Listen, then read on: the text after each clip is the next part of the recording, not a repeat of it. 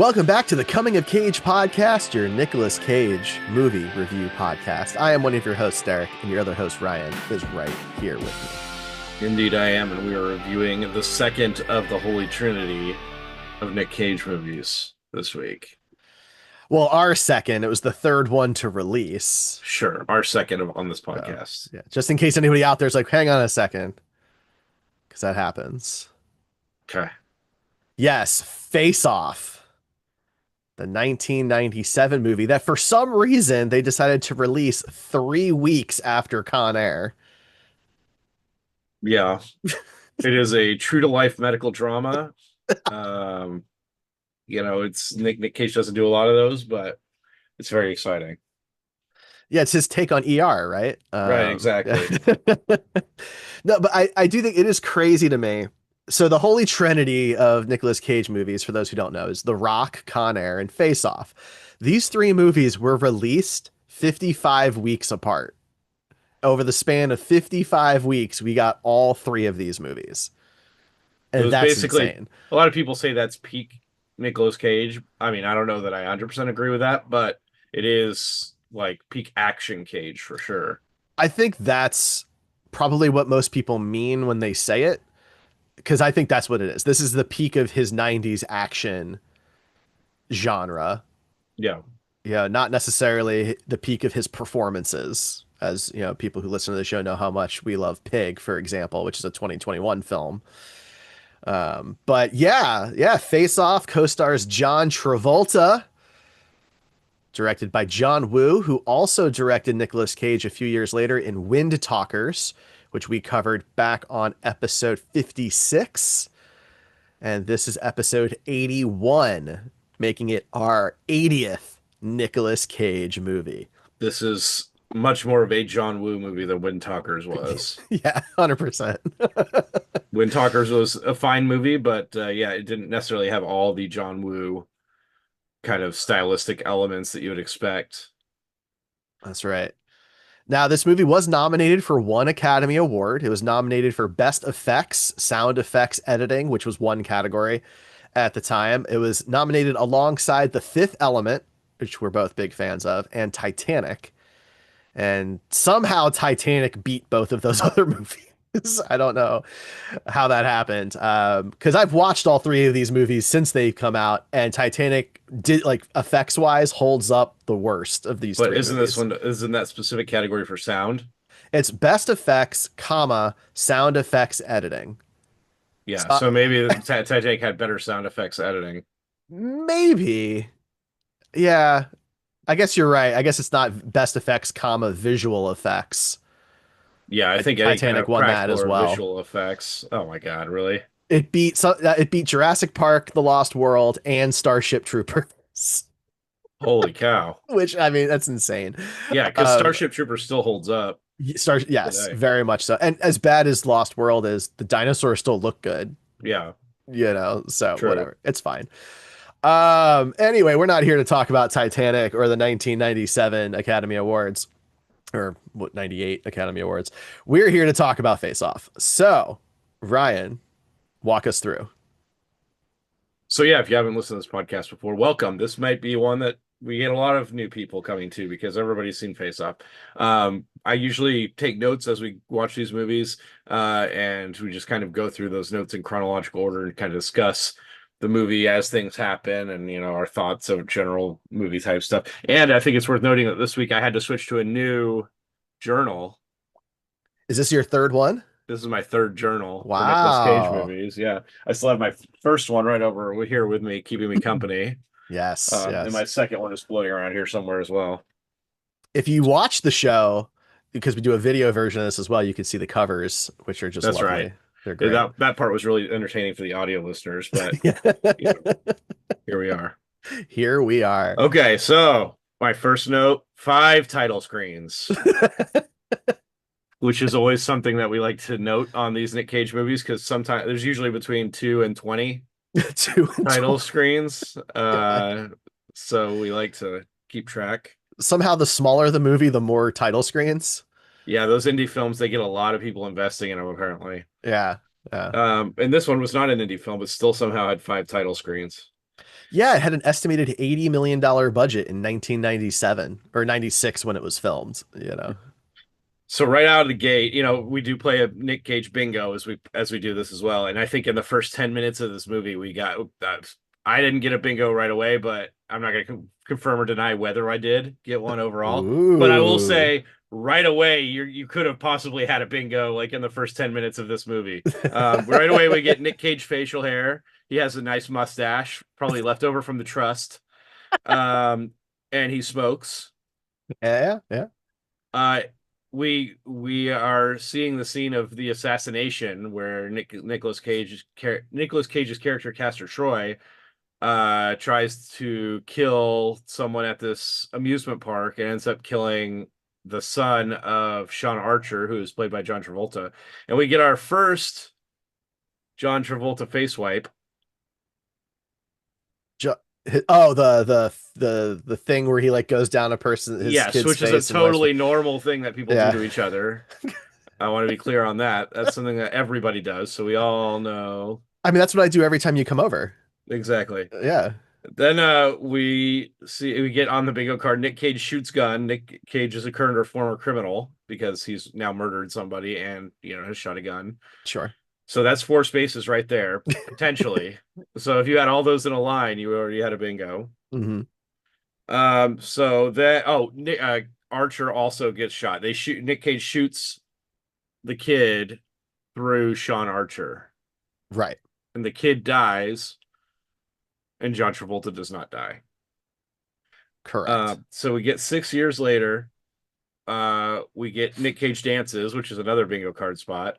Um, where he's the priest Cage, and we've all seen. Even if you haven't seen the movie, God, you've seen the memes. that face, man, that he makes is just The so one where it's he's sexually assaulting the choir girl. yes, yes, that one. It's a There is a good very amount of sexual assault in this movie. um yeah. I mean, look, Castor Troy is a bad dude. He's a bad guy. Yeah, it's a shame because he seems likable, but he's not. He's an asshole. Right. Just like anytime he does something that's like okay, seems fine enough, and then he does something despicable to completely reverse that. Hmm. Um, then okay, so this scene is basically setting up that there's a bomb Right. that Nicolas Cage has planted, or his squad, or whoever. He's involved. Well, he does it because he does his little dancing thing when he's like going around setting up the bomb. Yeah. Yeah, that And he then he does later. dances out and he's dressed as a priest Yeah.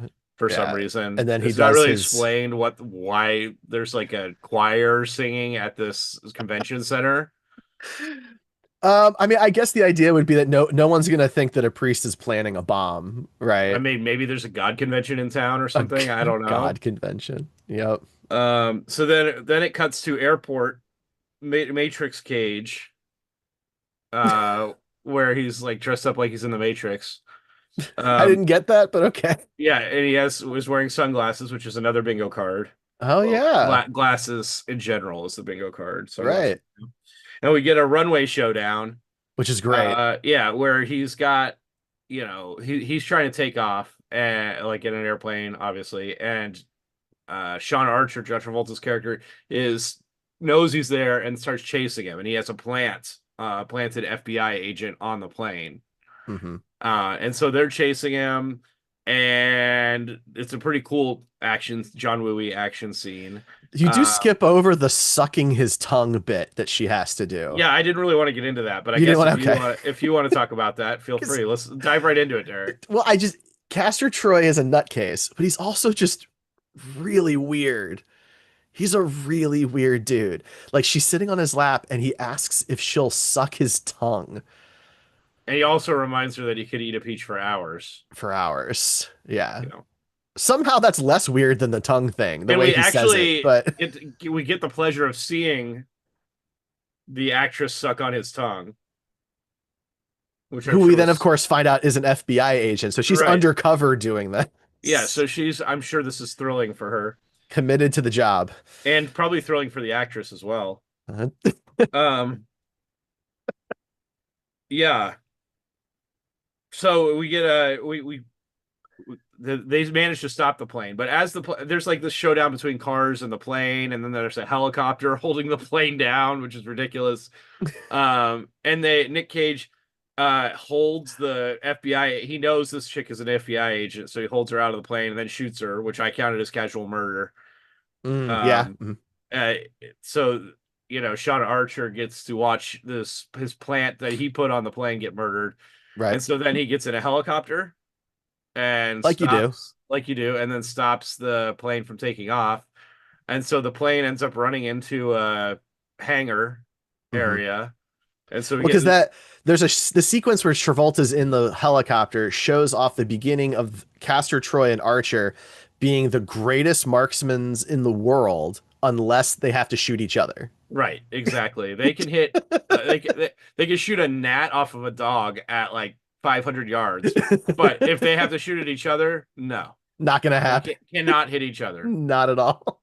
Later in the movie, they're literally a foot away from each other and they miss. Just So just constantly firing off and yes. nothing happens. So yeah, we get this really cool hangar shootout, very airport, or very airport, very John Woo in an airport. Yep. Hmm. We get some trash talking from Castor Troy. Do you remember what he asks Sean Archer? In that scene, no, it's not ringing a He bell. asks her if his daughter is ripe yet, Oh yeah. Yeah, it's a which terrible line. is really nice. Because he's such a Um, gross dude. Like they go out of their way to make Castor Troy the most irredeemable character they possibly can.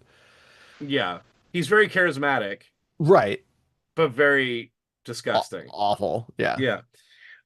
So then there's like a little fight A tussle? tussle. There you go. That's where fight tussle is where I was at, A but whatever. fussle. I like A it. fussle, Trademark yeah. pending. Yeah, that's from the Coming of Cage podcast. So there's a little fussle and they turn on somehow a jet engine gets turned on in this warehouse. Just sitting there. It's just sitting in this warehouse but it's all fueled up and attached to power. And If so it we gets if anybody out there is watching or listening who is like an airplane guy who like works on an airplane mechanic or anything, is that a thing? Do you just have like working engines sitting in warehouses that you can flip on? Is that real? I need yeah, to I need to know. I need to know too. But yeah, somehow this gets turned on during mid fussle, and Nick Cage is the only one that gets affected by it, and he gets slammed into a fence like 100 feet Yeah. away at the back of this tunnel and dies. It looked like a test chamber. Like the engine was sitting there to have like tests run on it, and that's Yeah, why maybe it maybe. was But readily there's a bunch available. of like crates and stuff stacked all around it, Uh-huh. They which weren't seems like a ready to bad test it. idea when you have Okay. something that's probably flammable. I assume they shoot flames or have fire involved in some way. Um, I mean, they're not supposed to shoot flames. Have you been on an airplane? well, I mean, I imagine there's, some fire somewhere. Oh boy. I don't know about that. Anyway, so now Castor Troy is dead. So the movie you would think would be over, but no, it's not over yet. We get to see Sean Archer going home to his wife and face wiping her, which is the second face wipe in the movie. I did keep Did track. you count all of them? Okay. I counted all of them. So he face wipes her and tells her that it's over and he's going to retire. Or maybe he didn't say he's going to retire, but he's going to go stop doing like field missions or Yeah, something. he's gonna have a desk job and he'll be home all the time, and because I guess Right. he's been obsessing over Castor Troy for the last however long it was, 7 years, 6 years, something like that. Yeah, exactly. Um, and so he immediately revokes that when he finds out that there's a bomb and that they need him to to become Castor Troy, Right. which is Hmm. the thing. Nick Cage is in a coma at this point. And so Sean Archer's like, what? It's possible for me to become Castor Troy? It's And so ridiculous. yeah, so they take him to the lab where they're laser printing body parts. Well ahead of its time. Really sophisticated stuff. Because they made a point in the airport shootout to show a guy get his ear blasted off, Hmm. and they're laser printing an ear for this guy, which Yeah. is only available to FBI agents, no one else. No other body parts. You're not able to get them unless you work for the FBI and get your ear shot off, and then it's okay. Hmm. Hmm. Um, I don't remember how this came up. How's your dead son interrogation? Oh, so Pollux Troy is Castor's Oh, that's what brother, it is. Yeah, and that's he's what it like is. the super genius guy, right? And so they Yeah, you capture know that he's him. nerdy because he's wearing glasses. Exact right, yeah. Yeah, yeah, And yeah. Castor kind of like he ties his shoes twice in this movie, which is weird. This guy's brilliant, but he can't tie his shoes. I don't know. But yeah, so they capture him and they're interrogating him. That's what it is. Yeah, and they he asked John Travolta, "How's your dead son?" So apparently, the Troy family is just a group of shitty people. Oh yeah, I mean they're terrible. All these people associated with them are terrible. You know, we've got Dietrich later. He's awful, even though he's also charismatic. He's still a terrible human. Yeah, Just lots of bad guys. yeah. And so John Travolta's like, "I guess I'll do it," and goes home to his wife, and they fight because he's doing one last field mission. One last mission. That old trope. Uh-huh. Where he does a face wipe number 3 and number 4, one to hit her, one to hit his son. This seems like a thing that, like, at a certain point, you got to be like, so if this is a functional family, they're doing this all the time. Or no, sorry, he does this to his daughter and his wife. He doesn't have, he has a dead son. Yeah. He does But it to yeah, the to a picture of him at the one picture of point. his son. That's what it was. Uh, But yeah, it's face wiping thing is not like, I know families have weird things, to show love to each other. But this is a really weird thing. it is very weird. I don't Not want your hands in my face, especially in a post-COVID world. I don't care if you're well, my dad to be or my. fair, this was made in a very pre-COVID world, I so know, but like germs were still around in 1997. but they were family. Like he's not doing it to his coworker. Why doesn't he? Why? Yeah, he might as well just be sticking his fingers in their mouth. I mean it's I basically don't the know. same. It's weird. Now, I will say this. So apparently, Travolta and Cage got together for like 2 straight weeks, just the two of them, prior to filming, where they came up with a bunch of mannerisms and like little things that each character would do. So when they swapped, they could copy those actions really well. And perhaps this was just one of those things they came up with. Probably. I also noticed in this scene that for some reason everyone at the Archer house sleeps with their lights on. I And didn't that notice that. that comes back more in the movie later too. Okay, Like, I didn't notice that. yeah, the wife is literally asleep in bed with the lights on. His daughter is asleep in her room with the lights on. It's very weird. It is. That is weird. I don't know. I mean, I guess that they just really needed specific lighting for these shots, so Like, whatever. yeah. Or maybe it's meant to be like they were all waiting up late and fell asleep. But then it happens again later in the movie, so I don't know. Hmm. So then we get the face swap surgery scene. Yeah. Yeah, which honestly, I think other than the laser part, I think it holds up extremely well, Oh, the practical effects for this scene were very, very good. right? Like when they're massaging the face onto the other face, it just looked so good. So gross, yeah. Yeah, but I mean, I'm considering that this was made 1996, 1997, other than the laser cutting, everything looks spectacular And in even that the scene. laser cutting did not look that bad, really. It was okay. I think the only thing that really ages it is the computers that they use in the scene. Yeah, that's fun though. I like that's kind of fun. But I guess the original plot, it was going to be a futuristic movie, but John Woo wanted it to be present day to, I guess, have more weight to the story. I don't know, but Okay. Um, yeah, it's a good scene. You get to see like the suction machine go that's perfectly form fitted for the face, go up and like vacuum the face and pull it off. it's so gross. It's really gross. Yeah. Yeah. But this is where they try and fill you in on the logic of the movie. They say, "Oh, we're going to take out your love handles and we're going to sculpt your chest hair and we're going to They changed his insert a chip, hairline your and hairline. We're going to insert a chip into your throat so that, you sound like them." That was kind of a cool scene, the way they like synchronized the voices though. I mean, all of it's very cool to watch. It's It just just doesn't make any also, sense. yeah, right. It's very Because, ridiculous. not it's a spoiler, but later in the movie, the face swapped Castor Troy has sex with the wife, Sean Right. Archer's wife. Uh-huh. So did they also swap penises?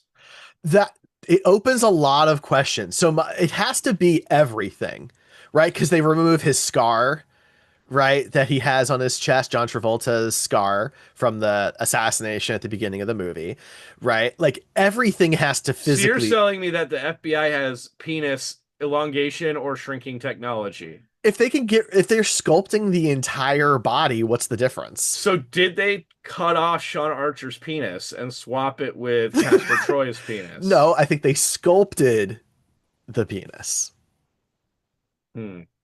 Now, This what seems makes like a it technology that would make the government a lot of money if they released it to the public. here's where things get more ridiculous though. Even if you can be okay with all of that happening to Archer when Archer becomes Castor, when it goes the other way around and Castor is basically holding the doctor hostage to turn him into Archer, you would think that the job wouldn't necessarily be as well done. Did they gave him love handles? He was like, "Yes, I want love handles."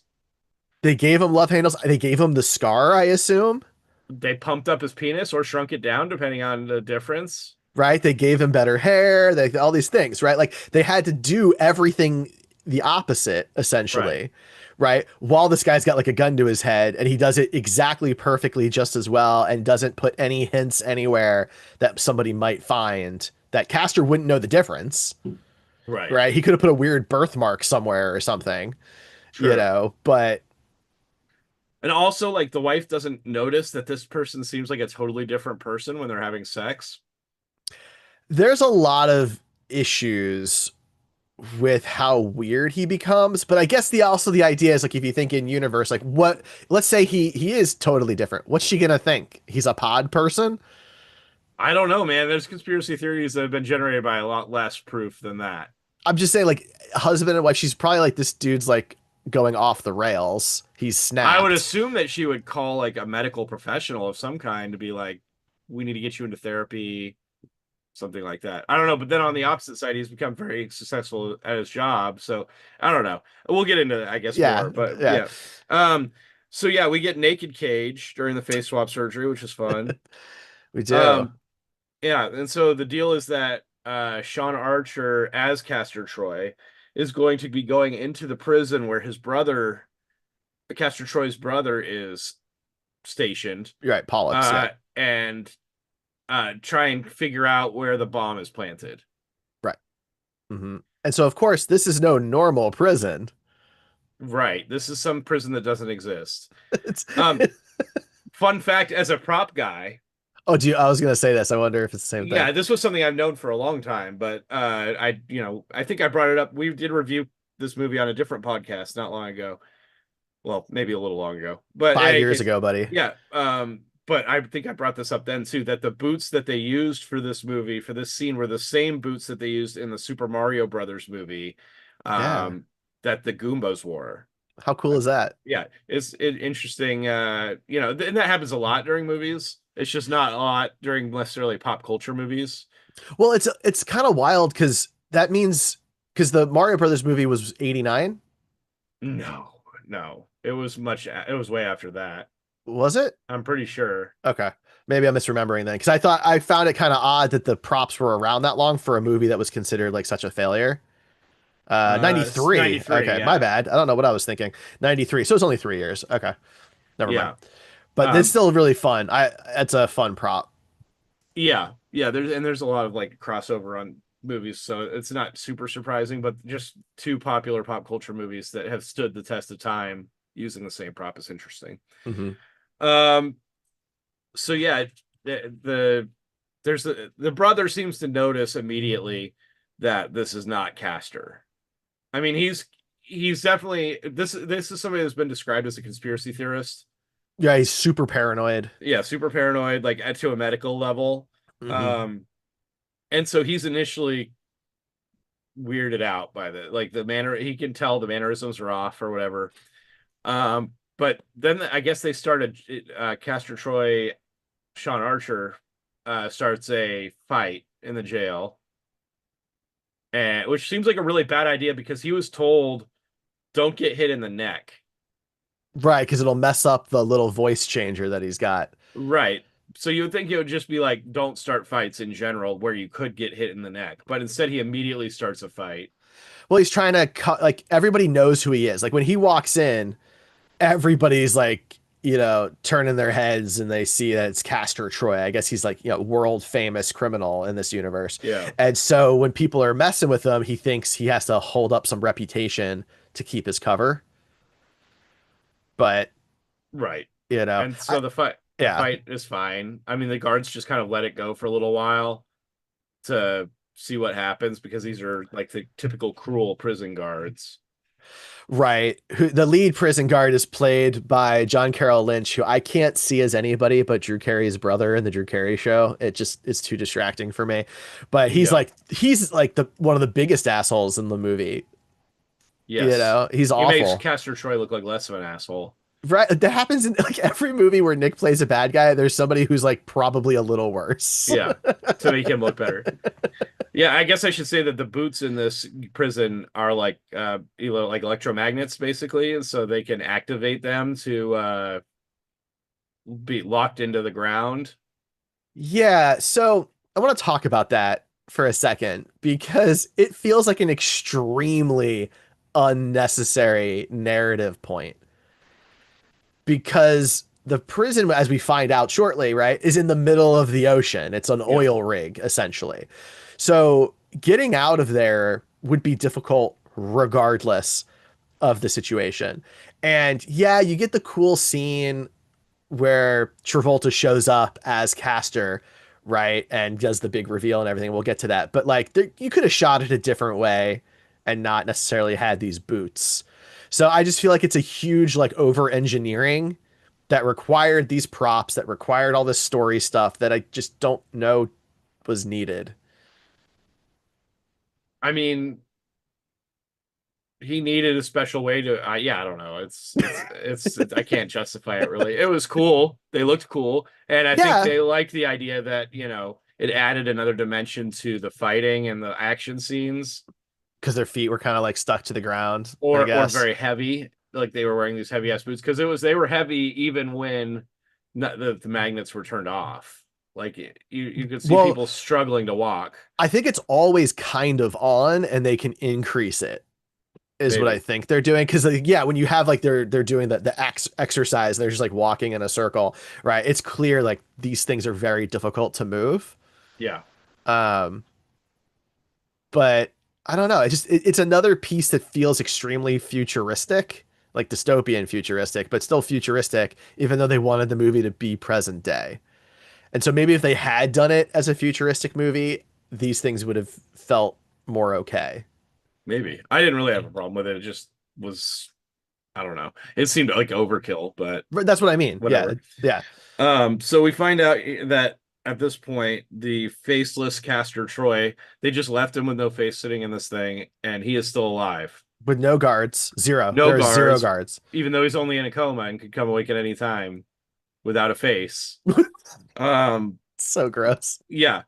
And so he wakes up and immediately finds a phone and calls his friend to kidnap the face swap scientist, whom he knows this guy. He knows where to find him and everything, apparently.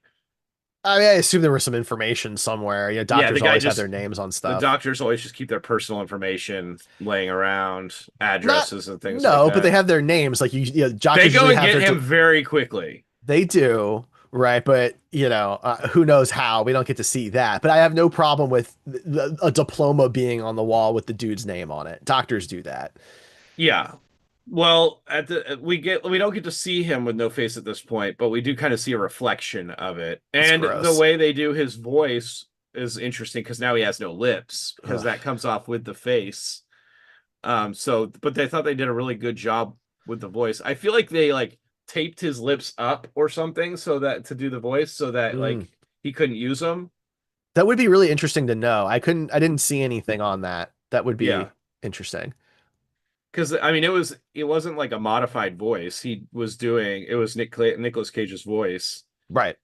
Um, It was so gross though. so then that we get the big reveal that well we it's a big reveal to Castor Troy. So they go and kidnap the scientist and they at gunpoint force the scientist to redo the thing except to make him John Travolta. Right. And then they tie up the scientists and the nurses and everything who are they also kidnapped, I guess. That's a Eh, little unclear. They kidnapped the entire medical yeah, staff, right. but it's not just them. They also got the two FBI agents Yeah. who talked uh Archer into doing this Yes, for because some they reason. wanted no evidence of this happening so that they could have a seamless But like I just integration into each other's life. yeah, But how so would they know that those two FBI agents are the only ones that know? that's my question. So I'm assuming like they torture the doctor for that information. Maybe, Like I don't who know. else knows about this? But then, yeah, they immediately tie all those guys up and light them on fire and burn down the lab, which I mean, really, is the moral of this story is don't do an off the books Black Ops. face swap. That's really Yeah. So then the big reveal to Archer Troy is that because Castor Archer shows up to see him at visitation that they apparently have at this jail. well. I don't think it's visitation. I think Travolta works for the FBI and he's coming to talk to the prisoner. Right? It's not like he's a family member. Right? Right, but they do have this one big room just set aside for this. No, that's how he comes in too. That's the way Okay. in and out where they put the boots on and like magnetize Oh, okay. everybody and stuff like that. It's the same room. So it's the big reveal to the Nicolas Cage John Travolta that hey, I have your body in your life now, and he's like, I'm gonna bone your wife and whatever else. It Yeah, it does have arguably my second favorite shot in the movie. And it's when Nick is standing in the middle of it and he doesn't really know he thinks he's going to be giving the information that he needs to get out of there, so he's only going to be there a few more minutes or an hour or whatever. yeah, And because at the this point the brother did he got the brother to trust him enough to reveal where the bomb was. Right. So he thinks he's done it. He's going to save the day. And he's expecting one of his agent friends to be on the other side of that door. I forget their names. And when the door opens, they kind of do it in like a slow motion thing. And Travolta's there in the three-piece suit. He's got like a coffee in the newspaper. And the shot is awesome. I just think it's so well done because of the way the reveal is to Castor, or I mean to Archer inside Nick is just amazing. I love that shot. It's such a great sequence. It's fantastic. Yeah. Uh and of course Nicolas Cage chokes uh Sean Archer John Travolta Right. and even though they said no neck trauma, apparently this is totally fine. I, Assuming they're using the same chip. they have to be, right? Because his Right. voice is perfect. But So, yeah, it's totally fine that he gets choked to like within an inch of dying. But the voice is not affected in any way. And so then he goes back to Sean Archer's house, which he mhm. drives past and then Well, he sees the doesn't have wife. Google Maps. And then he sees the wife and is like, oh, that must be my house. Which Uh-huh. is a weird scene. And then he gets outside and he immediately checks out the daughter, who Yeah, is kind of that's messed up. Yeah. at this point, kind of a goth, alternative punk type character. hmm Lots of piercings and, that type of clothing. Well, we find out like she's been expelled from school, but that's not the first time. So clearly she's dealing with some stuff. Yeah, that we find out later. Yeah. So they, of course, this evil Sean Archer sets up a deal with his brother hmm to, the plea deal, basically. Or some type of deal, not a plea deal, a deal like you give us information and we let you free, Right. which seems like a really bad deal to give somebody that's obviously like a career criminal. Well, of course it is. I mean, that's why But they're the giving like real, steak and shit like that. Like what it was that scene? That was so weird. I think it's just to show, Nobody at the that, FBI was like, we don't like give people 5-star meals, when they give it, it was just super weird. Nobody thought this was out of, I guess one boss thought it was a little weird, but Victor I mean, Lazaro, people are suspicious of it, of his behavior very quickly, but it's also like he's almost in charge of the FBI, and he did catch Castor Troy and he did find the bomb, and so he's on a bit of a tear, and they're like, I guess just let him do his thing because he's number two at the office at the FBI, you know? right? So he just happens to have like the perfect position, right? Like if Sean Archer was a regular FBI agent, this movie doesn't work, I mean, that's true. right? He has to be at the top of the FBI for this to really work. Yeah. And he does because then he goes and he disarms the bomb. He sends the bomb squad away because they can't figure out how to disarm the bomb. And Hmm. he goes in and does it immediately with no issues. Well, he does his little dance thing again. I do like Right. that he inputs the code wrong the first time.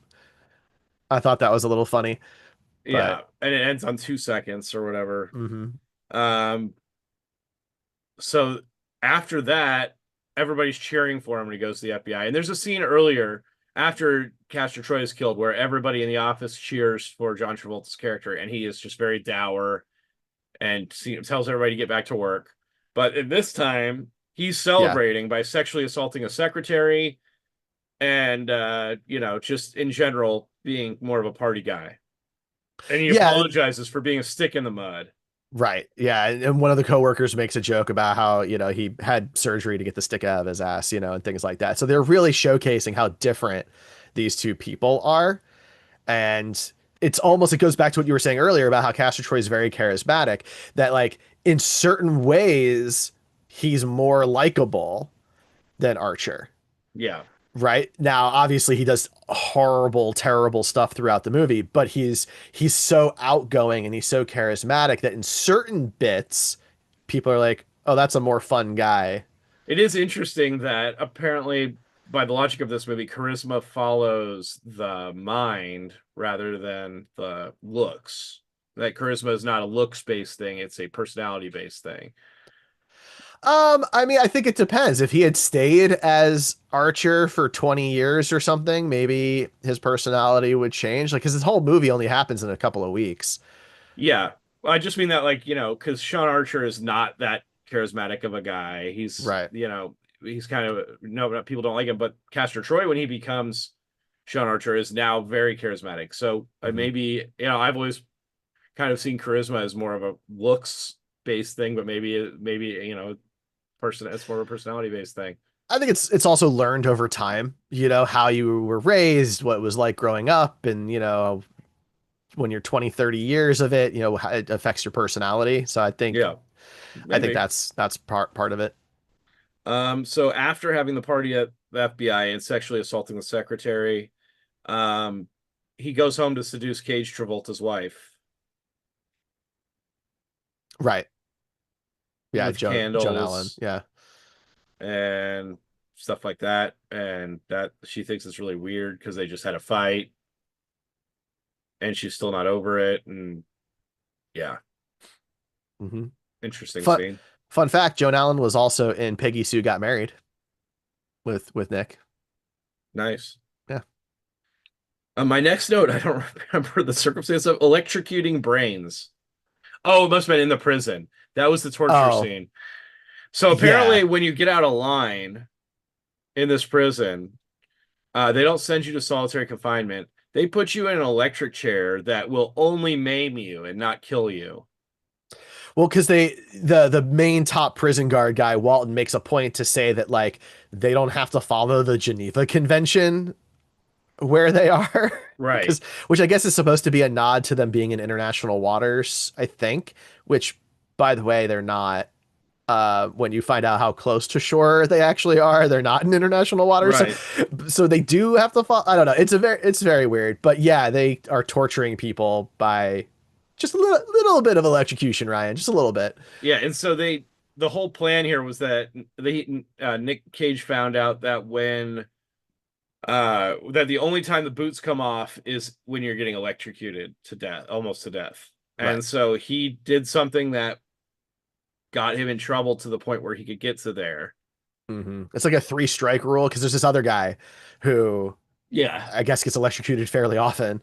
And And he's yeah, like kind of a dumber big guy. yeah, But yeah, as soon as he gets off the thing, he's like a vegetable. He's not moving, he's just drooling, he's not responding in any way. But Nick Cage Travolta thinks it's a good idea to now we're gonna get this guy to fight. And so he's trying to ramp him up and fight, get, you thought they would put the boots on right away, but he gets to hang out with no boots for a while. And eventually Nick gets him to respond and he starts fighting people and stealing guns. And so he releases Nick and Nick starts doing the same thing. Um, and yeah, something I realized at this point in the movie is that literally everything sparks when it's shot in this movie. everything. Yeah, It's concrete that's not a walls. joke. No, I Concrete don't. walls, Yeah, wood. I wood. mean, Yeah, and I'm not talking just a little bit of sparks. yeah. Everything showers sparks. Uh-huh. Uh-huh. Like think of the fight scene at the end of the one with Jet Li, where it's just a fight that takes place in sparks. That's what it's like all the time. And so Uh, yeah, there's a lot of shooting and rioting and things at this point because they shut off the boots, yeah, and there's like a so prison break, yeah, essentially. Yeah. Which is and never so resolved, by the way. yeah, that's true. And also, the guy he's with is just murdering people right and left, throwing them off balconies, shooting them. But then Sean Archer, Nick Cage saves two guards. There's two of them where he's like, "No, don't shoot them. Get out of It's here." And, it's but so but everybody weird. else, it's okay if they die. It's just these two guards. Well, I had a theory about that. I think the two guards he saves were unarmed and they were like the techie guys running the computer system, and they weren't actually guards. They were like the IT of the prison. And so he was like, well, they're not the ones shooting and maiming people, so we'll let them live. They're just maintaining the system that allows all of it to happen. Yeah, But it's a very weird choice. Like we're okay with mass murder as long as these two people survive. well, he's also okay like helping these people, these prisoners escape. And Yeah. This is an theoretically, FBI agent, and this is a prison for the most dangerous people in the right, world. this is like a black site prison for Yes. FBI's most wanted. And he's like, it's fine. I need to get out of here. So if I free 20 or 30 of these other guys, that's a fair trade. Yeah. And I will say the highlight of this scene for me was the stunts because Yeah. they did a lot of real stunts in this. Real people getting thrown off of buildings or not buildings, but like railings high up, lots of real stunts that looked very good. Yeah, there was a big emphasis, John, we wanted to put on having everything be practical, as much as possible being practical. And so Yeah, even stuff they weren't dummies being thrown off railings. I mean, they were real people. correct. And like there's not even really like green screen stuff or anything like the boat chase at the end is all real. They did have to do the when Nick is escaping the prison and he's on the top of the oil rig and there's the helicopter and stuff. That was shot on a back lot because it was too dangerous to do something like that on an actual oil rig that's flammable. Yeah. Right. But other than that, everything else was done in the location that it looks like it was done. I will say that they did not do a good job getting stunt people that looked like Nick Cage or John Travolta because every time there was a stunt involving one of them, I was like, oh my God, that is 100% not them. And maybe they never really thought that, oh, they'll watch this movie in HD, 30 years from now. But it was Dude, it was laughable. I was gonna bring that up later because at the tail end of the Oh, movie, yeah, the boat chase. when the boat crashes and they fly off the boat, the stunt doubles look so little like them that the only way to know who is just to remember where they were on the boat. And then you can be like, okay, I guess that's supposed to be Nicolas Cage. But they It look it nothing was like the most obvious during that whole boat sequence at the end, but yeah. Yeah. but yeah, there are some scenes when during this prison escape when specifically It's around not good. Yeah. jumping off the building. Yeah, that Yes, The it's stunts are ridiculous. well done, the effects are Very well well done, done, yeah. but the stunt guys just don't look like the actors they're And they just didn't portraying. put much effort into making them look like the actors, Well, other than putting the clothes on. supposedly there's like digital effects being done on their faces to make them look like the appropriate characters, but I don't I didn't see that did that. not work well. I will say that. Versus today where it's like you in a lot of these more modern movies you can't tell at all. Right. So while this is going on, the Sean Archer, Castor Troy character is leaving to go to work, but then his wife is like, "No, you can't do that. You know what day it is." And so they go to the son's grave, and it's not weird at all that Sean Archer just doesn't really care. Yeah, I mean, I think he's been distant, right? I think the thing we're supposed to take away from his relationship and his marriage is that he's just been this distant guy who's been obsessed with one thing, and that's been how he's dealt with the death of their son. And Yeah, so she's just kind of like, whatever you got to do, man. You know, it's weird. But then a we little cut bit. back to the prison escape, and he escapes by jumping off the building. But I want to take a second because we get a lot of scenes like going around the building, like big wide shots of the building. And we clearly see a helicopter, Yes. and we clearly see a boat off to the side. Yes. But he jumps into the water and they immediately lose him. I mean, the helicopter's shooting at him while he jumps off the boat. Like it's like a And the chase boat scene. is literally like 100 yards away at the most. And also, while the oil rig is not far enough from the shore to be in international waters, it's certainly far enough to be an extremely difficult swim for the Right. average human being. And especially if you're swimming and trying to lose a helicopter and a boat. Right? Because you're But not that going to is stay just underwater the whole it's just time. glossed over Yeah, he's because just. you see him jump into the water and you see the boat. The boat is in the same shot Mhm. while he's jumping in the water. But then the next time we see him, he's on land. Yeah, he's at the valet stealing car keys. We have Yeah. no, and it's nighttime now. Like we have no idea how he got to shore and evaded everybody. It completely like, wouldn't you think that the first thing they would do is like call cops to the shore Yeah. and just blanket the shore? But they don't need to do that either because they have a boat right there. Just No, go up to him and grab him. I know, but I'm just saying, like, if the helicopter and the boat lose him, he's still a human who has to get to land. So just Right. put a bunch of cops on the beach, You would think. right? Like, This is not a hard problem to it's not. combat. It doesn't seem to be. Um, And then, by the way, we never know what happens to the rest of the prison because the way we leave it, the guards are overrun. yeah. So what happens to that prison? Yeah. It's unclear. Um, so he gets to land and steals a car and I don't did he call his So like the buddies or did he just go to the penthouse? no, so first he drives to the hospital that his wife works at and calls her from the car phone. Why he has to drive there to do that is unclear, but he does, and she doesn't believe him, and she's all freaked out, which that's fair. And then, yeah, then he calls Dietrich or whatever and goes to the penthouse, Yeah, which which, is the ultimate bad guy penthouse. but it's also a little weird that he knows where it is. No, it's not. He's been studying this guy. He's been following this guy for He like, knows where the dude hides out and has never been able to arrest him. yeah, That because they is, know that he knows. Like they're not doing things that he can view. They can arrest him. I think the whole point of this is that he can't be actually linked to any crimes. He's done a good enough job scrubbing his history where they know he did it, but they can't be proven. they don't And so, know that that's who killed his son. That's not provable. no,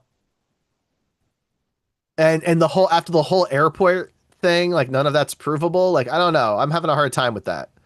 I don't know. That's the way I assume. The whole thing just falls apart if you start thinking about it too much. Okay, all right. But yeah, so this is like the most obvious bad guy penthouse ever. But the It's first thing they huge. do is bring him. Did this at the beginning of the movie too. They have this like special box that houses his guns and his chiclets And yeah, all of his and drugs and his stuff. money. Which I would, as a prop collector, love to have this box, and especially if it had the guns in it. Those guns are like some of my favorite movie guns ever. You heard him, They're Etsy. like gold desert eagles. They're really nice. I also loved his wardrobe in this movie. Like the suits and stuff that he got to wear were all Mm. really cool. Now there are Um, some people I have an answer for this, and I want to hear if this is your answer too. A lot of people have problems with the guns because he should have lost the guns after the airport scene. So my theory is just he just has more than two of them. no, I my theory is that he has people that work on the inside that just busted him out of evidence. Oh, so somebody stole back the Yeah, original out of two guns? evidence. Okay. I just assumed he had more than two. No, those guns would be very expensive. I can't imagine he'd have that many, but maybe. I don't know. It's Money possible. doesn't seem to be a problem for him. That's true. So, And then they get to discussing what Castor Troy, Nicolas Cage, John Travolta, Sean Archer is going to be doing at this point. Sorry, there's just no way to describe so anybody in this movie. But he says he wants to take Sean Archer's face off, and he does this big off gesture, and then off. Dietrich loves this and is like off, and he's doing it when Nick Cage isn't even looking. He's like doing this gesture because he loves it so much. And nobody thinks it's weird that this guy who has never shown a desire to cut somebody's face off wants to now cut somebody's face off while they're alive. So yes. The other problem though that I have with this is then who helped Castor do the face-off procedure? Not Diedrich and his men? No, Who are they then? unclear. Um, so tell me if I don't see it in the credits, Okay. but was this Danny Masterson that was in this movie that was assaulting the daughter? Oh, was it? Because I put Danny Masterson art emulating life That's for the awful. note. It is Um awful. I'm not joking, but yeah, no, it is. I don't know. Danny Masterson, Carl. Yeah. Yeah. So yeah, unfortunately, this person has had some pretty recent, sexual assault type dealings. But he sexually assaults John Travolta, Nick Cage's daughter in this movie. Yeah. And so yeah, that was a weird like foreshadowing of real life. I guess they thought he just kind of looks like a skis ball. I mean, that's certainly true. This seems a little weird though. What do you think Castor is doing in this scene? What do I think he's doing? Like Like, when he's watching what's happening outside? and he gets involved because we've watched him sexually assault three women at this point, four women at this point, right? So he goes to protect the girl. Why? Because he has to still have that belief that he wants people to still believe he's Sean Archer. And if, he didn't if he was home and his daughter was getting sexually assaulted out in the driveway and he didn't do something about it, then I feel like people would be like, that is suspicious. I guess I think he could have played dumb pretty easily. Probably. It's weird. Like he does this thing where like he decides to, in Or his maybe it weird, was trying to get the daughter to trust him more. maybe because like in his weird twisted way, it's almost like he's trying to help her take care of herself in this very warped way because he gives her the butterfly knife, and everything. Obviously that comes back later, but like I don't know. He goes from leering at her to teaching her how to protect herself very quickly. And it's like, is his intention to just live out his life this way? Seems like it. He is just a little, I don't know. I found that a little strange. It's great watching him beat the dude's ass, but it's a strange scene. Yeah, and like you said, he gives the daughter the ballet song, which comes into play later.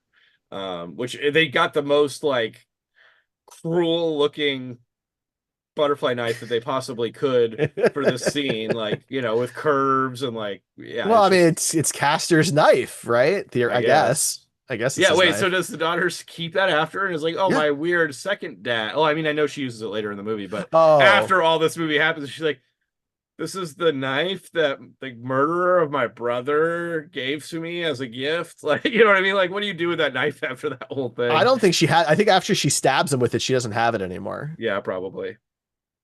Um, my next note is I wonder if he was tempted to kill Oh, okay. So when Sean Archer, Castor Troy, is at the penthouse, Hmm. he finds out that the I don't think it was a wife, but a woman that he was sleeping with that he Right, liked a Gina lot, Gershon's Gina character. Gershon's character, has had a child that Right. is Castor Troy's child. Right. And Who's happens to be like the exact same age that as Archer's kid was Mikey, when he yeah. died, you know. And so my note was, I wonder if he was tempted to kill Troy's kid for a second, because there is like a split second where he gives this kid a look where it's like, I could do the same thing. But I mean, I think the thought flashes across his face, but at the end of the day, he's a good person, right? although it is That's kind of, it does seem like through this whole penthouse scene that, and I don't know this if this was plot intentioned or what, but like it seemed like he was slowly gaining some like craziness of Castor Troy, like he's starting to break a bit. I think he's starting to have a breakdown. I think that not having to live as the one who murdered his son and having that person take over his life, and he knows what's probably going on back home. I think he's just losing his mind. He's I'll breaking. say, as a younger person, when I watched this movie as a kid, or when I say kid, but teenager, whatever, um, my interpretation was that like the face was like leeching some of the personality onto the person, and that's the explanation for why he starts having this mental break, and then that why Sean Archer like takes care of the daughter rather than just letting her be assaulted, is that they're kind of starting to adopt each other's personalities and blurring the line between who is who as time goes on. That's And also, interesting. I mean, I think that's happening. I think there's different reasons for it. yeah, well, I think it's just like nature versus nurture type of thing. Like they're in this environment, and so their personality starts to change according to the environment. To an extent, yeah, yeah. Um, we get face wipe number 5, um, which he does. I think Castor Troy does that to the boy because this is Oh, during the shootout. Nick does. Nick as Archer does Yeah, it. yeah, Yes, yeah. because he has again, like he kind of has a freak out Yes, moment. Yeah. where he Hmm. starts calling him by his dead son's name and stuff, and nobody thought that was weird. Um, but then we get this big shootout, which is a really cool scene again with great stunts in this penthouse. Uh, and they put headphones on the kid that's playing Somewhere Over the Rainbow. So this whole action scene is Yeah. done by Somewhere Over the Rainbow, which was pretty interesting. So I have another question here though. So this is the penthouse that like Castor hangs out at. Yes. So Travolta, who is now Castor, doesn't think his kid might be in there. I don't think he cares. He doesn't care about his kid. He's that What crazy. in this movie, what in this movie would make you think he cared about anybody? He cares about his brother, That's the only person. but it's family. So I don't think it's much of a leap to say, well, he cares about his brother. He would care about his own But they kid. say at the beginning of the movie, they make it a point to say that his brother is the only person he cares about. Well, I thought that was just to kind of mislead the audience because we don't know that he has a kid. And the cops don't know that he has a kid because that's a surprise to Archer as Nicolas Cage, right? Nicolas Cage is Archer. He didn't know that Castor had a Well, kid. he clearly doesn't care about the kid. I That seems mean, to be the case. So just yeah. yeah. Um, yeah, so his brother who's in there gets killed. Hmm. Castor Troy's Pollux Troy or whatever. And there's a lot of people. Basically, the whole crew dies, other than I think Gina Gershon and the kid. Yeah, Uh, they both survive, by but the end of everybody by the else. end of the shootout, what a ridiculous scene. The Dietrich gets shot in the neck, Yeah, and he sticks his finger in his neck, it's so gross. which I mean is a thing. Yeah, yeah, yeah. It's just gross. It's just weird that he's like totally coherent and conscious and able to like articulate things for a long time until he pulls out the finger and lets himself die. Mm. It was Yeah, and then that was weird. he makes out with his sister a little Mm-hmm. bit, a A little little bit. bit. Yeah, a little bit. Yeah. Um, so after this, Castor Troy gets away and uh Well, they do have the iconic shot, the shootout with the mirrors, yeah, where they right? point the Which guns at each other and they're literally like a foot away from each other and they still miss each other. they still miss each other. But there's that great shot though where they're both with the mirror in the middle and they're both pointed at each other. I do think it's a really good shot. That's my favorite shot in the movie, It is a good shot. But yeah, that's just a part of this long drawn out shootout. where everybody gets hit but them. But them, yeah, and the son and the not wife, girlfriend. And then there's like a flamethrower or something all of a sudden. I don't know what that's about. The FBI has to bring some weird stuff to these things, man. That's a weird weapon to bring. I don't know. Seems like a bad idea. You know? Don't think too much about it. Um, so we get the scene with John Travolta, Castor Troy, inducing a heart attack in Victor Lazaro, hmm killing his Which, boss basically, so that he can take that power. yeah, Castor, I guess, is very read up on that type of thing. Yeah, But he knows yeah. exactly how to make it look like a heart attack. Uh-huh. Yeah, So now he leads the FBI. yeah. And so while that stuff is going on, Castor Troy, fresh off the shootout, goes to visit his wife.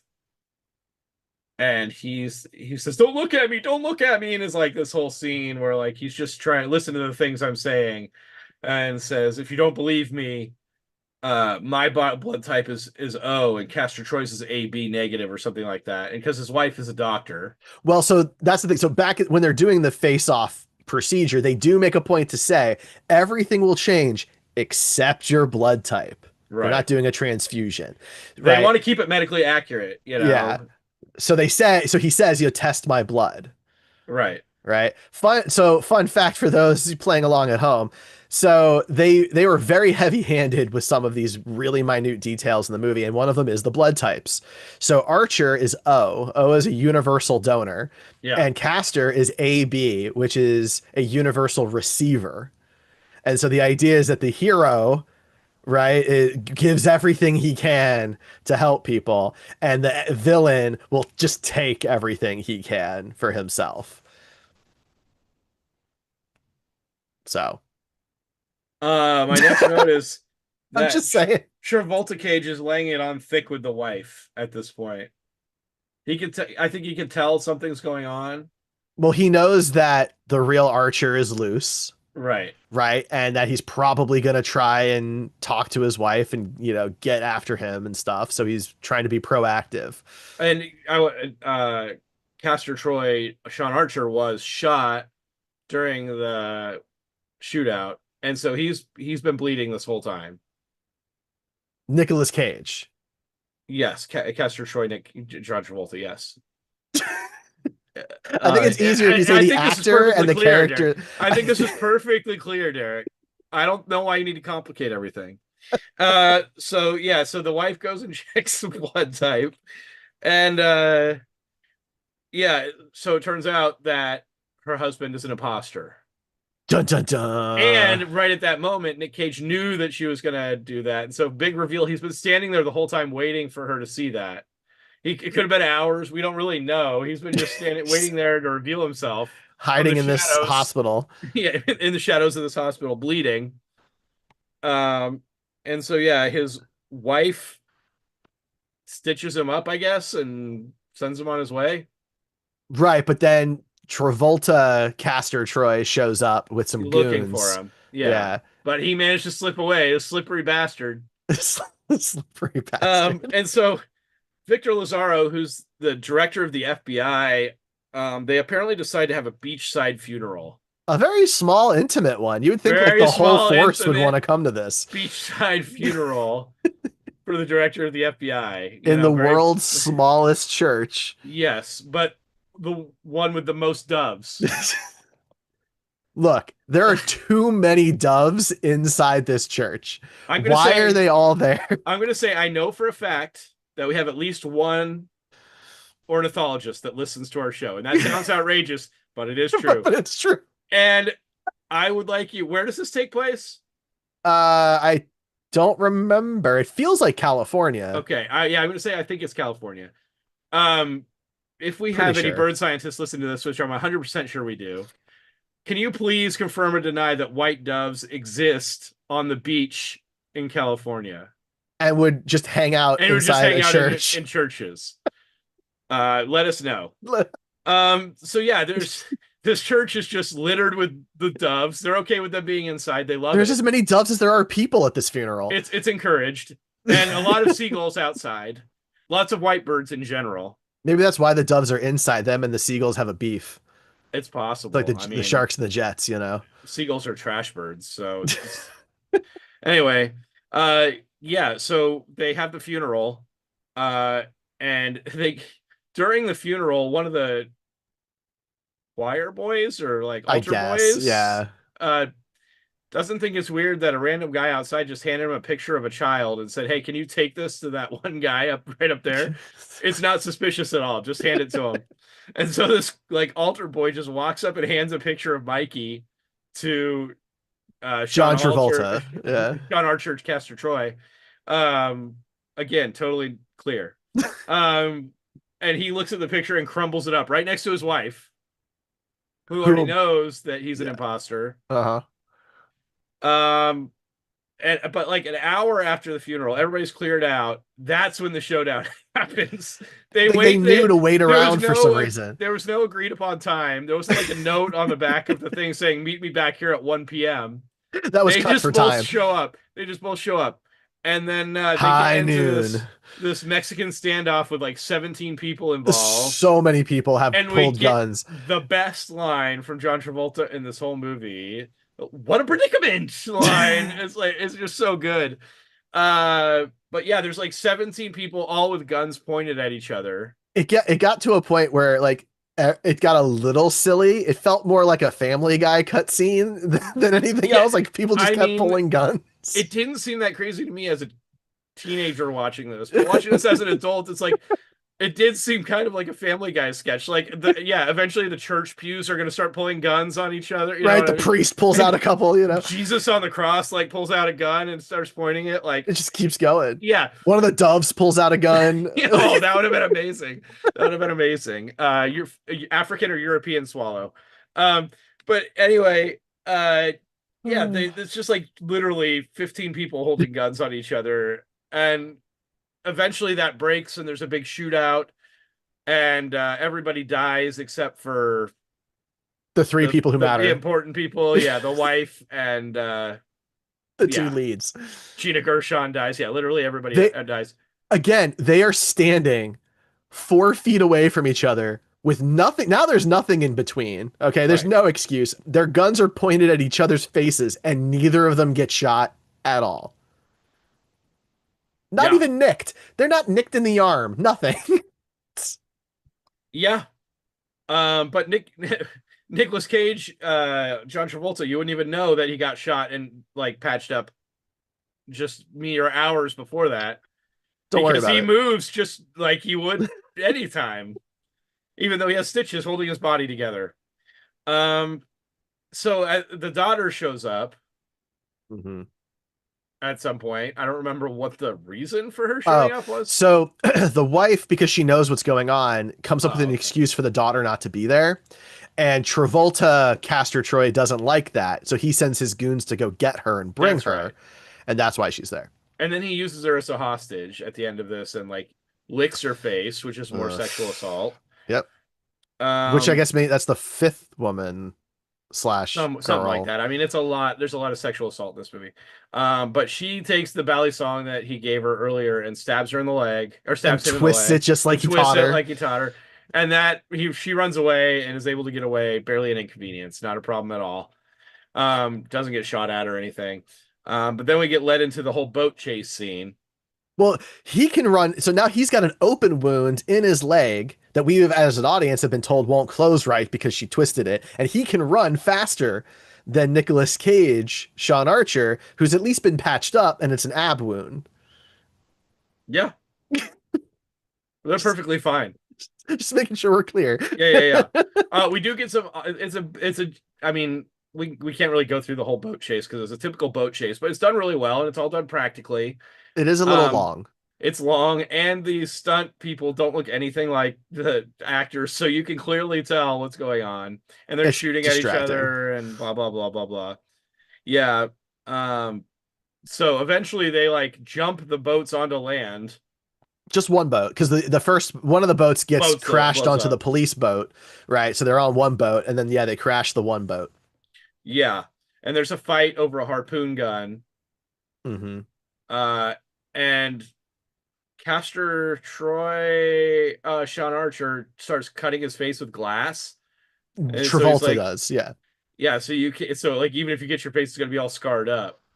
And he gets blasted with a harpoon gun in a perfect like Christ crucifixion pose. No symbolism there. Um, yeah, and he's dead. Is he though? He is, Derek. Obviously, there's nothing indicating that he wouldn't be. Except that he looks Shut up. exactly the same as he did at the beginning of the movie when he was in a coma.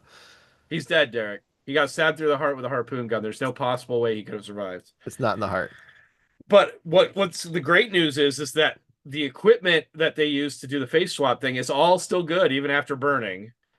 And No, it's worse than that. It's worse than they that, have a Ryan. whole new lab tech crew that knows exactly how to use it. No, none of the equipment. They just find another doctor who can do it on his own with none of the original information. And none of oh yeah, because this reminds me because he goes, I had a scar right here. I won't be needing that anymore. This doctor's like, I wasn't gonna put a scar there because I don't know what you're talking yeah, about. I have zero idea what you're talking about. So, but let me ask you this question: all the data is lost, Mm-hmm. right, because of the fire. Does his penis go back to the normal sculpt, or mean, does he keep Castor Troy's penis? everything goes back. He gets his love How handles though? back, his hairline back. At How least does the that's in doctor know what photos, his but penis looks like? I don't know. Did That's he the just have the problem. wife in there Look, going, a little off this? I don't even know how physically it could be done now because theoretically nobody else has this equipment or knowledge. Right. And also, like, his wife is a doctor, but she wasn't present for the surgery for some reason.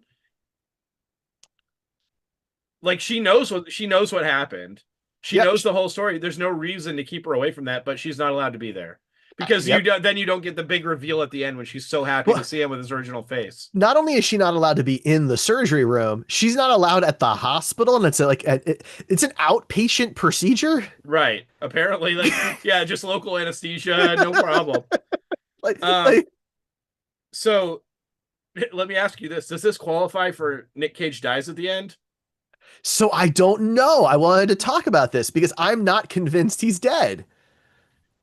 Okay, listen, yes, I think that the only reason you're saying that is because there's been talks about a sequel.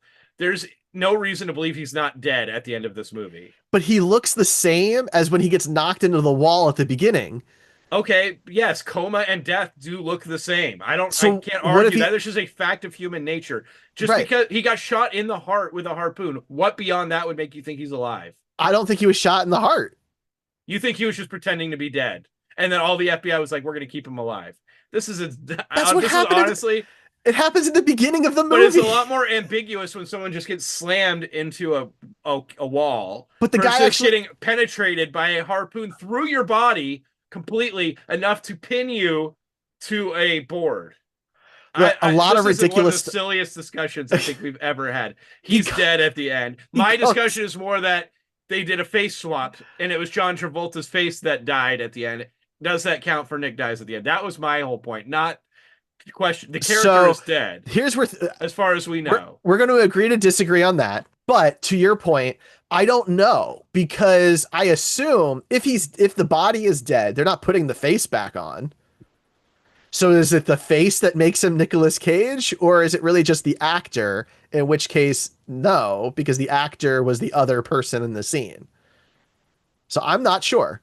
I don't know how. We'll decide that during the bingo card. So if you want to Okay. know, well, if you want to know if that affected our bingo, that's why we're arguing. By the way, we didn't clarify that. That is a space on our bingo card that Nick Cage dies at the end because it's something that frequently happens in It his happens a movies for lot. some reason. Yeah. Um, but yeah, so that's why we're arguing. So when we do our bingo card episode, we'll decide that and decide if that affects anything. Yeah. Um, so yeah, then we get the big reveal of Sean Archer walking back to his wife, and it's like this like light from heaven that's like illuminating him. And the wife is so surprised to see him come back, and he comes back with Castor Troy's child, who's the exact same age. And I'm guessing they just give this kid their dead son's old room. And everybody just seems okay with it. No conversation was had. No, The wife's like, sure. The sister's like, sure. Everyone's just good. Also, I don't think that that's how you can just adopt people. yeah, the guy that murdered your son, you're just allowed to take his kid, I like don't an think that's eye how for an that eye type of thing. works. Yeah, I don't think so. But yeah, it's so weird. And It's we such a also get face strange. wipe. We get face wipe number 7 and 8 at this So point. So there's 8 total face wipes in the movie. Jesus, that's a lot. Um, it's a very weird way to end the movie. Yeah. It really is. I And think that is the ending. that's the ending of the movie. Like even at least if like the kid had ended up like in foster care or something, then maybe you could do a sequel where he comes back after Archer and for like to revenge, the death of his parents or something. But like I don't know, this is so weird. He's gonna now raise the son of the murderous terrorist who also killed his son. Right. I don't think people would be okay with that, and for worries that he's gonna like torture this kid or something like that, to get back at his It's messed up. dead, clearly dead At a enemy, minimum, this family needs a lot of therapy. for sure. So that's it. That's the movie. That's how the movie ends. And everything's just kind of either resolved or ignored. Like we never know what happens on the prison. I'm still very curious about that. All these agents are dead. I Yeah. guess John Travolta Archer is still going to be the head of the FBI. Yeah, thanks to Castor Troy. I guess, right? Um, So so at this point in the podcast, usually we go through some reviews to see if they can sway our opinion one way or another. And so do you think I should start with a 10 out of 10 or 1 out of 10 reviews on this? let's start with the tens and we'll end on the ones because I'm very curious to hear those. Okay. So from November 27th, 2003, Smells Like Cheese says, John and Nicholas make quite a pair. Face Off is an excellent movie that will never get out of your head. It's that memorable. I saw this movie 6 or 7 years ago and I still think about it and finally bought it the other day. The performances, this is it, folks. We have two of the finest and very popular actors, John Travolta and Nicolas Cage. These two are amazing to transfer back and forth. John had to go from this kind, loving, and very sensitive man to a loony, cold-blooded, heartless maniac. Nicholas went from being the scary and perverted psycho to a helpless and struggling man trapped in this killer's body. My kudos to Nicholas. That was a tough performance to capture. I felt this pain. No one would believe that he was Sean Archer. Who would, after all? His body has been kidnapped from Castor Troy, who is now playing with his job, his daughter, and his wife. I felt so scared for him because I cannot imagine in a million years what that must feel like. The isolation, abuse, and a feeling of utter helplessness. This is a very scary movie. This is identity theft gone terribly wrong and beyond any borders. I love this movie, and any other film fanatic will definitely enjoy it as well. 10 out of 10. This next one from Araya also from 2003, getting philosophical about an action film. First of all, this is an action film. If anyone wants to see a movie challenging intellectually, please watch something else. As an action film, this gets viewed and judged among its so to say species, and as for me, it gets 5 out of 5, which is actually 10 out of 10 on IMDb. I'm pondering on it myself. I'm a girl. I should hate action movies and go watch romantic comedies instead. Okay. I should search the screen for handsome hunks with bare torso and do other crazy girlish things like that. Okay. Face Off doesn't have handsome men. Are you kidding me? Come on, Travolta in his 40s and the ever sad puppy-eyed Cage, no fun.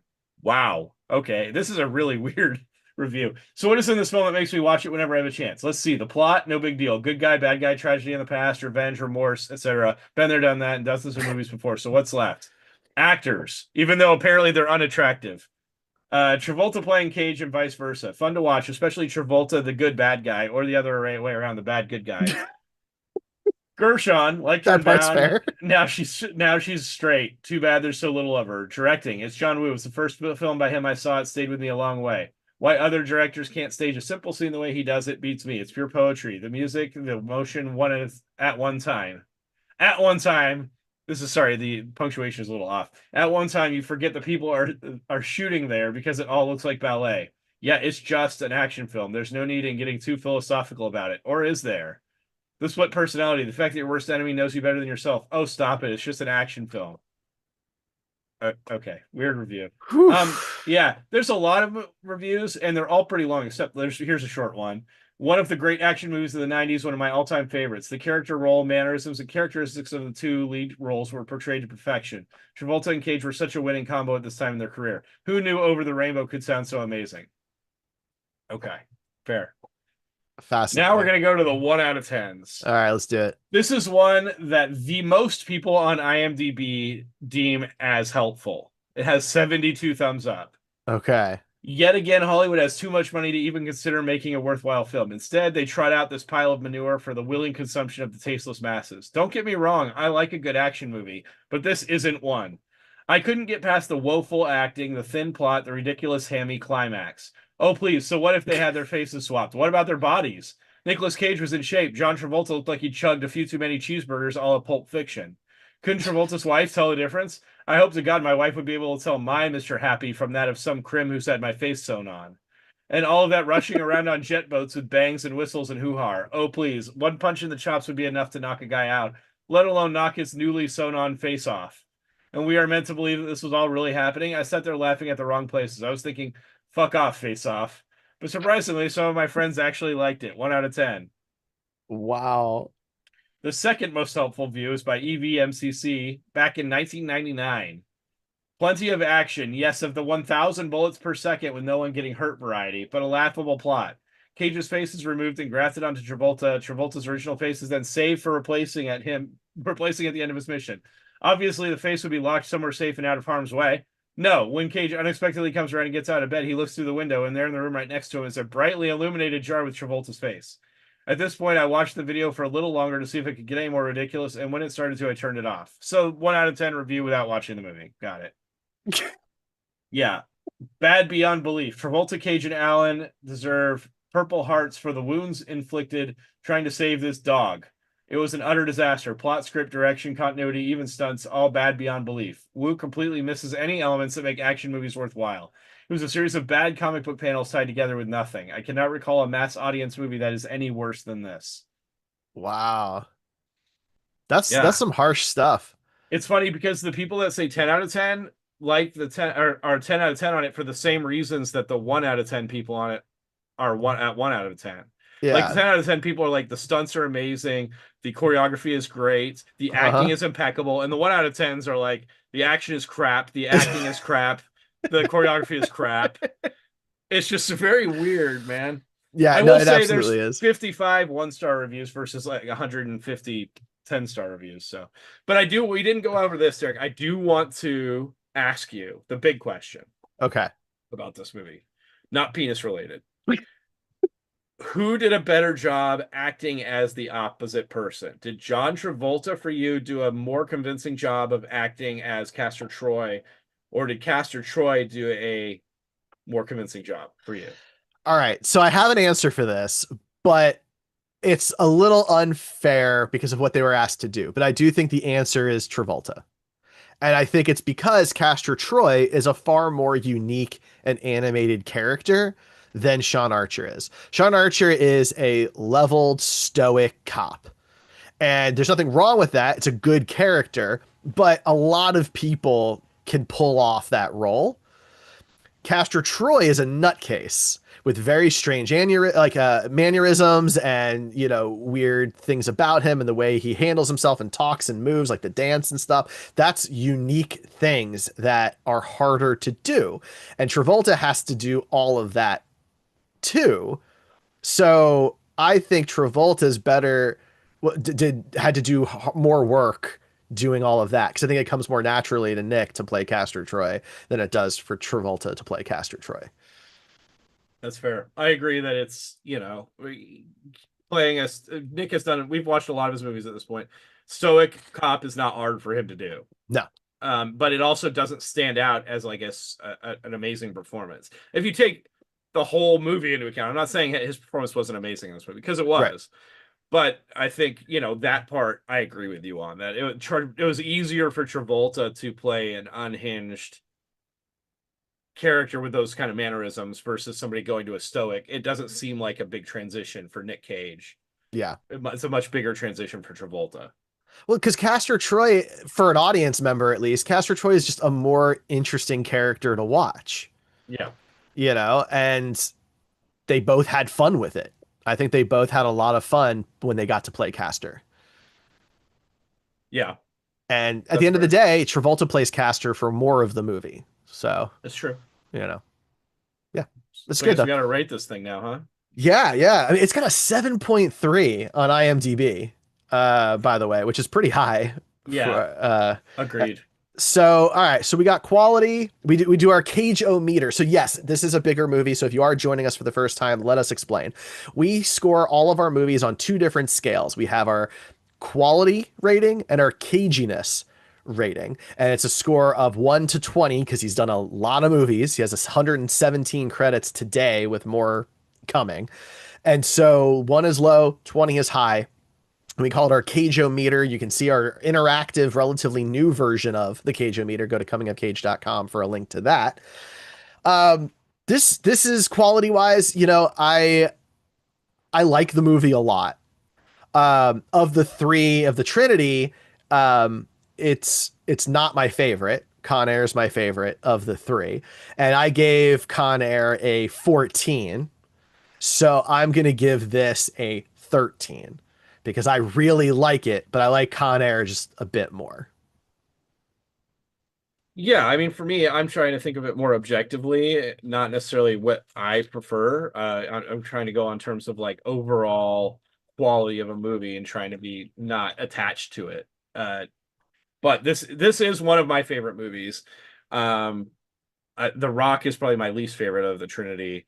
And this one is probably it's probably similar to you. Maybe Face Off and Con Air switch sometimes depending on my mood, but yeah, I think you're pretty close to on the money.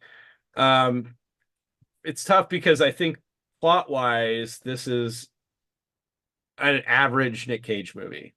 In terms of like the quality of the plot, there's a lot of plot holes. It's a ridiculous plot, right? Which a Yeah. lot of his movies have had ridiculous plots. I think that the thing that pushes me to be a little bit better than average on this movie is the John Woo-ness of it. Like, the Mm-hmm. action scenes, the real stunts, the set pieces were really good. The jail was good. The church was good. Yeah, and I think that the challenge in acting for both of them was really good. So I'm going to put this one at a 14. I think I 14. Okay. liked it. I think I liked it a little more than you did, but there was a lot of really good things about this movie, despite the plot being a little ridiculous. It is bonkers, but you're right. I mean, that again, going back to it, the face-off scene, the prosthetic work, the practical effect work, and everything is really incredible. Yeah. 25 years later or It's a whatever it little is. disappointing. We didn't say this during the main podcast, but it was a little disappointing that we only got to see a brief glimpse of Nick Cage's face without the face on it, because it seems like somebody put a lot of work into that makeup and prosthetic for that. Yeah. Maybe they didn't think it translated as well on screen, so they didn't want to show it very long because it would kind of kill the illusion. But Maybe it was a rating issue. Maybe it was going to push could it be. to like NC-17 or something like that because it's not an effect you see typically. It's true. Um, But I'm yeah, not but yeah, sure. you're right. I mean, the practical effects, I didn't mention that, but they are really good too. So Yeah. yeah, it's just everything kind of comes together. I kind of wish it was like 10 or 15 minutes shorter. It There's was a some little long, things but I would trim the boat chase for sure. I think it's yeah. very easy to trim that. There's a few other places you could cut a few minutes here and there, I think, but yeah, it's a little long. Yeah. So what about the cage side, the caginess? It's a pretty cagey movie. He is Yes. extremely cagey when he's Castor Troy. Do we also Um, count John Travolta's caginess because he's supposed to be playing Nick Cage? So I think it has to count for something. I Yeah, don't know that it counts the same as if it had been Nick doing it, but I think it has to count for something because they coordinated this. They worked right. together on this. So anything done as Castor Troy was influenced by Nick in some way. Right. So I think it has to be pretty high. Yeah, I'm always a little nervous of going like too high, but like I feel like it needs to be. I'm thinking it's like Matchstick Men, we gave a 17. And Sympathy for the Devil, we gave an 18. And I think it belongs kind of with those somewhere. And so I'm thinking of giving it an 18. 18 was where I was at too, because the tough part of it is that he didn't get to play the cagey character for a good portion of the movie. Mm-hmm. But even like when he was playing Sean Archer, like, but he was having the mental break, that was Yeah, very cagey, you know, even though it very. wasn't a character that was necessarily supposed to be cagey. So yeah, I think 18 is a fair point. I actually thought in my memory it was cagier than it was. I was expecting a 19 or a 20, but you know, upon the rewatch, it was definitely way less cagey than Vampire's Kiss. You know, have we given a 19? I don't think we've given a 19 on caginess. Just kind of looking. Yeah, we gave it a Deadfall. We gave a 19. Okay. Which he plays a very specific character in Deadfall, if you haven't seen that. Yeah. We gave Unbearable Weight was a 16. Okay. Just for perspective there. Mandy was a 16 and a half. Those are the really high ones. Of course, we gave Vampire's Kiss. That was the 20. Yeah. And then, yeah, the other two that I mentioned, Matchstick Men and Sympathy for the Devil.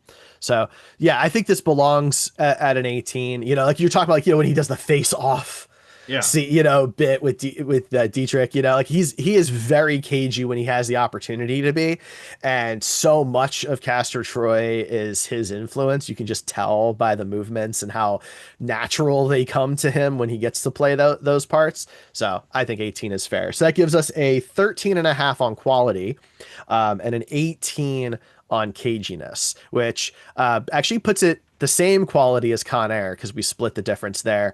And then we were actually just flipped on this one, but the caginess, of course, in Con Air is much lower.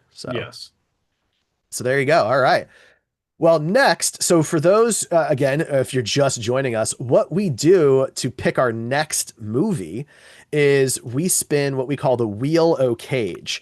And every time we do an episode, we then have to take a new movie and add it to the wheel to replace, in this case, Face Off. So the movie joining the wheel and replacing Face Off is Army of One, which is a movie I didn't even know about till a few months ago. So that has joined the wheel. It is now eligible. So to find out which Nicolas Cage movie we're going to talk about next time, you'll have to watch our Wheel o' Cage spin.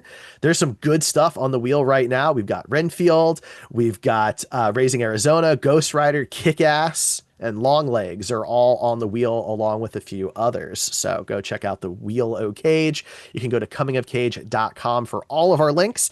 You can listen to the show on your podcast app of choice. You can watch us on the Derrico Studios YouTube channel. We post on various social media outlets, all the links at comingofcage.com. Ryan, anything else for Face Off?